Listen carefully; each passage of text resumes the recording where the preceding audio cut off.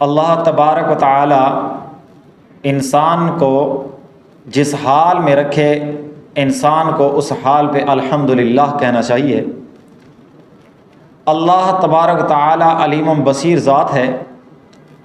انسان کو اللہ تبارک و تعالی سے دعا مانگنی چاہیے کہ اے اللہ جو میرے لیے بہتر ہے مجھے وہ عطا کر، اور اے اللہ جو بہتر نہیں وہ بھی بہتر کر دے۔ لیکن انسان کی ناشکری اور حرص یہ بڑھتا ہی چلا جاتا ہے۔ پھر انسان کبھی اللہ سے وعدہ کرتا ہے کہ اللہ مجھے کچھ عطا کر، میں دوں گا آپ کے راستے میں، اور کبھی ایسا ہوتا ہے کہ وہ انسان اللہ کی ناشکری پر آ جاتا ہے، حالانکہ اللہ تبارک و تعالیٰ کے اس پر بہت سارے احسان ہوتے ہیں۔ اگر ہم دیکھیں سیرت رسول صلی اللہ علیہ وسلم میں تو حضور صلی اللہ علیہ وسلم کے پاس ثعلبہ بن حاطب انصاری حضور صلی اللہ علیہ وسلم کے پاس تشریف لائے اور فرمائے یا رسول اللہ آپ اللہ سے دعا کیجئے کہ اللہ مجھے مال عطا کر دے۔ تو حضور صلی اللہ علیہ وسلم نے فرمایا کہ اے ثعلبہ کیا آپ کو یہ بات پسند نہیں کہ ایسا مال جو زیادہ ہو اس سے کم مال جس پر اللہ کا انسان شکر کرے تو وہ بہتر ہے اس کے لیے، یعنی زیادہ مال جس پر انسان اللہ کا حق ادا نہ کر سکے، وہ مال جس پر اللہ کا آدمی شکر ادا کرتا ہے اس زیادہ مال سے بہتر ہے۔ تو ثعلبہ کہنے لگے یا رسول اللہ آپ میرے لیے دعا کیجیے کہ اللہ مجھے مال عطا کر دے۔ تو حضور صلی اللہ علیہ وسلم نے فرمایا کہ اے ثعلبہ تو اس بات کو کیوں نہیں پسند کرتا کہ جس طرح میں ہوں تو بھی اس طرح ہو جائے۔ تو اس نے کہا، یعنی حضور صلی اللہ علیہ وسلم نے فرمایا کہ مجھے جس طرح بقدر کفایت ملتا ہے اس طرح مجھے مل جائے، جس طرح مجھے ملتا ہے اس طرح تجھے مل جائے، کیا تو اس بات کو پسند نہیں کرتا؟ حالانکہ اللہ تبارک و تعالی مجھے اتنا نوازنے کے لیے تیار ہیں، اگر میں چاہوں میں اس بات کو پسند کروں کہ میرے ساتھ مال و دولت مل جائے تو احد پہاڑ جیسے خزانے میرے ساتھ چل پڑیں، لیکن میں اس بات کو پسند نہیں کرتا کہ اللہ مجھے اتنے دنیا کے خزانے دے، میں تو اللہ کی رضا چاہتا ہوں۔ ثعلبہ نے کہا یا رسول اللہ میرے لیے آپ دعا کریں اللہ مجھے مال عطا کرے، میں حقداروں کا حق ادا کروں گا۔ تو حضور صلی اللہ علیہ وسلم نے ثعلبہ کے لیے اللہ سے دعا فرمائی کہ اللہ ثعلبہ کو مال عطا فرما دے۔ تو حضور صلی اللہ علیہ وسلم نے دعا فرمائی، اللہ تبارک و تعالیٰ نے ثعلبہ کے مال میں بڑھوتری کر دی۔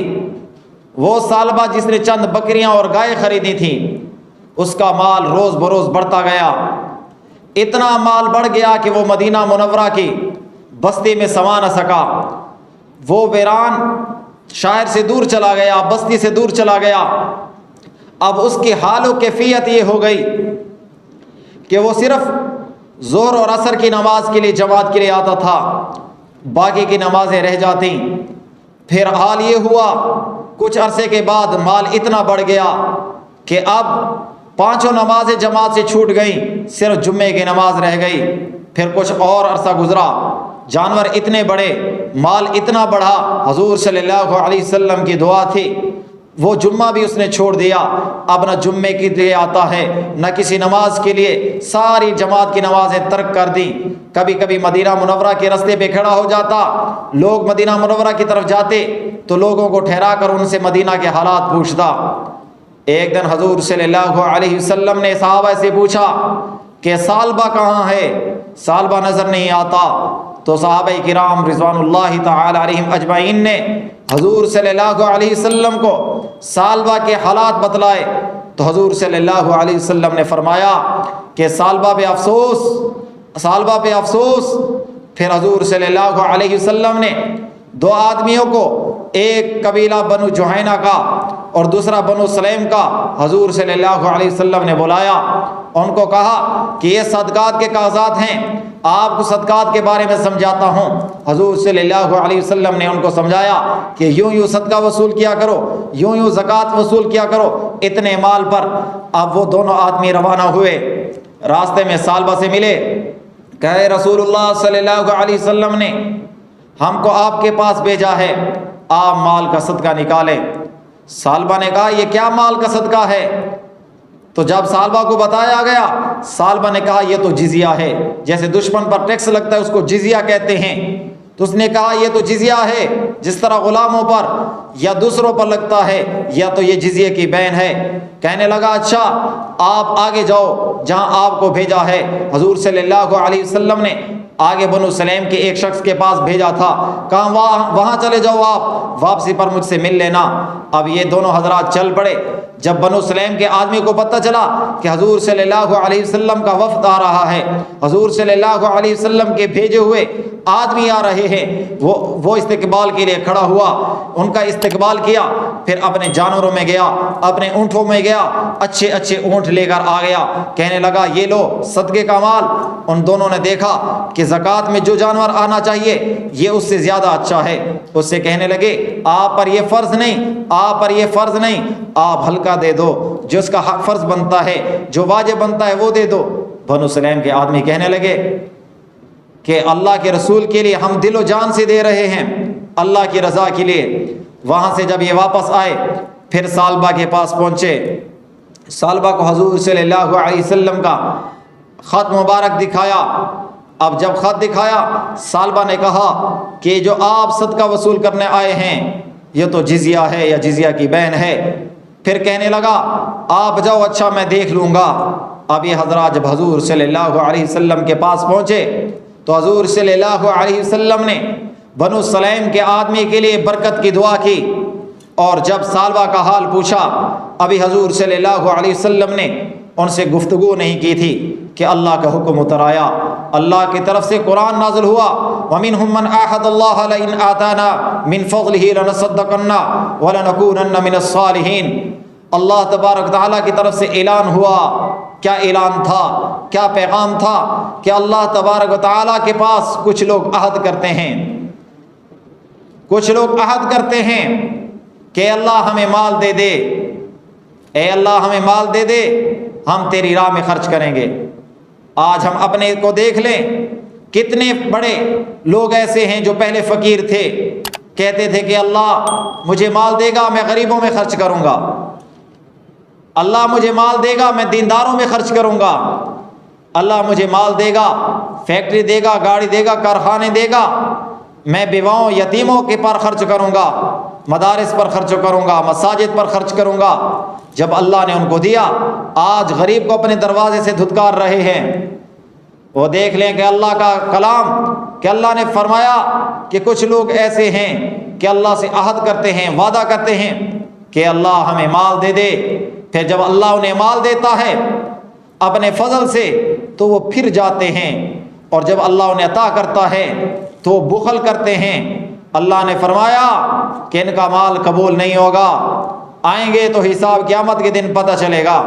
اب یہ آیات نازل ہوئیں، ثعلبہ کا کوئی رشتہ دار وہاں بیٹھا تھا، اس نے آیات سنی، یہ مضمون سنا تو بھاگتا ہوا ثعلبہ کے پاس گیا، اے ثعلبہ آپ پر افسوس، آپ پر خاک، اللہ کا قرآن آپ کے خلاف اترا ہے، آپ نے حضور صلی اللہ علیہ وسلم کے بھیجے ہوئے آدمیوں کو صدقہ نہیں دیا، اللہ کا قرآن، اللہ کے قرآن کا یہ مضمون آپ پر نازل ہوا۔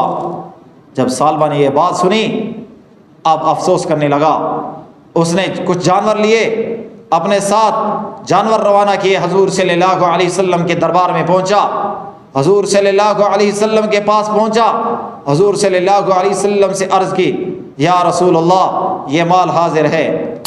تو حضور صلی اللہ علیہ وسلم نے فرمایا ثعلبہ آپ پر افسوس، اب اللہ نے مجھے آپ کے مال لینے سے روک دیا ہے، یہ سارا کیا آپ کا دھرا ہے، کیونکہ حضور صلی اللہ علیہ وسلم نے ثعلبہ کو شروع میں کہہ دیا تھا کہ اے ثعلبہ آپ زیادہ مال مانگتے ہیں، زیادہ مال سے وہ مال بہتر ہے جو کم ہو لیکن اس پر اللہ کا شکر ادا کیا جائے۔ خود تو وعدہ کیا تھا کہ حقداروں کا حق ادا کروں گا، اب جو اللہ کا حق ہے وہ نہ دیا تو اللہ نے روک دیا ہے کہ سالبہ کا مال قبول نہیں کرنا۔ سالبہ چلا گیا، حضور صلی اللہ علیہ وسلم دنیا سے رخصت ہوئے۔ حضرت ابوبکر صدیق رضی اللہ تعالی عنہ کو اللہ تبارک تعالیٰ نے خلافت عطا کی۔ سالبہ پھر مال لے کر آ گیا کہ میرا مال قبول کرو، میرے مال کی زکوٰۃ قبول کرو۔ سیدنا صدیق اکبر رضی اللہ تعالی عنہ نے فرمایا کہ آپ کا مال اللہ نے قبول نہیں فرمایا، رسول اللہ نے نہیں فرمایا، میں کس طرح قبول کر لوں؟ پھر ایک وقت آیا حضور صلی اللہ علیہ وسلم کے خلیفے کے بعد، حضرت سیدنا صدیق اکبر کے بعد جب وہ دنیا سے رخصت ہوئے، حضرت عمر فاروق رضی اللہ تعالی عنہ امیر المومنین بنے۔ سالبہ مال لے کر آیا تو حضرت امیر المومنین حضرت عمر فاروق نے فرمایا کہ اے سالبہ، میں آپ کا مال کس طرح قبول کروں؟ آپ کا مال تو حضرت سیدنا صدیق اکبر نے، رسول اللہ نے قبول نہیں فرمایا، میں کس طرح قبول کروں؟ پھر سالبہ مال لے کر واپس چلا گیا۔ پھر جب حضرت عمر رضی اللہ تعالیٰ عنہ دنیا سے رخصت ہوئے تو پھر سالبہ مال لے کر آتا ہے حضرت عثمان غنی رضی اللہ تعالیٰ عنہ کے پاس، کہنے لگے اے عثمان، میرا مال قبول فرمائیے۔ حضرت عثمان رضی اللہ تعالیٰ عنہ فرمایا کہ اے سالبہ، آپ کا مال کس طرح قبول فرماؤں؟ آپ کا مال رسول اللہ نے قبول نہیں فرمایا، ابوبکر نے قبول نہیں فرمایا، عمر نے قبول نہیں فرمایا، آج عثمان کس طرح قبول کر سکتا ہے؟ وہ سالبہ جس کو رسول اللہ نے ترغیب دی تھی کہ کم مال بہتر ہے، جس پر شکر ادا کیا جائے زیادہ مال سے، اس نے اس وقت بات نہیں مانی، اللہ کا شکر ادا نہیں کیا، پھر اللہ کے دیے ہوئے مال میں سے اس کا حق ادا نہیں کیا، تو اس کے ساتھ کیا ہوا کہ اللہ بھی ناراض، رسول اللہ نے بھی قبول نہیں کیا، ابوبکر نے بھی مال قبول نہیں کیا، حضرت عمر فاروق نے بھی قبول نہیں کیا، عثمان غنی نے بھی قبول نہیں کیا۔ پھر عثمان غنی رضی اللہ تعالی عنہ کے دور میں سالبہ دنیا سے رخصت ہوا۔ تو یہ بات ہمارے لیے قصہ عبرت ہے کہ اللہ نے ہمیں جتنا مال دیا اللہ کا شکر گزار بن جائیں، اللہ کا شکر ادا کریں۔ اگر اللہ نے ہمیں زیادہ دیا ہے تو اس مال کا حق ادا کریں، مال کا حق زکوٰۃ ادا کریں، زمین والے عشر ادا کریں۔ آج ذمہ دار کے پاس کوئی جاتا ہے تو افسوس، ذمہ دار کیا کہتا ہے؟ ذمہ دار کہتا ہے کہ کیا آپ نے گندم کو پانی لگایا تھا؟ سردیوں کی راتوں میں ہم پانی لگا رہے تھے، ہم نے خرچہ کیا تھا۔ وہ رب جس نے آپ کے ایک من کو 50 من بنا دیا، کیا آپ اس کے حق ادا کرنے سے قاصر ہیں؟ آپ یہ نہیں سوچتے کہ آپ نے اپنا ایک من مٹی کے حوالے کیا، اگر مٹی اس کو کھا جاتی، لیکن اس مٹی نے اللہ کے حکم سے اس کو 50 گنا بڑھا دیا، ایک من کے بجائے 50 من آپ کو دیا، پھر آپ اللہ کے نام پر عشر کیوں نہیں نکالتے؟ آپ کے پاس چند روپے تھے، آپ کو اللہ نے فیکٹری کا مالک بنا دیا، آپ زکوٰۃ ادا کیوں نہیں کرتے؟ تو اللہ آپ کو جتنا دے، آپ پہلی بات اللہ کا شکر ادا کریں، اور اللہ اگر زیادہ دے تو اس کا حق ادا کریں، مال کا جتنا آپ پر حق ہے۔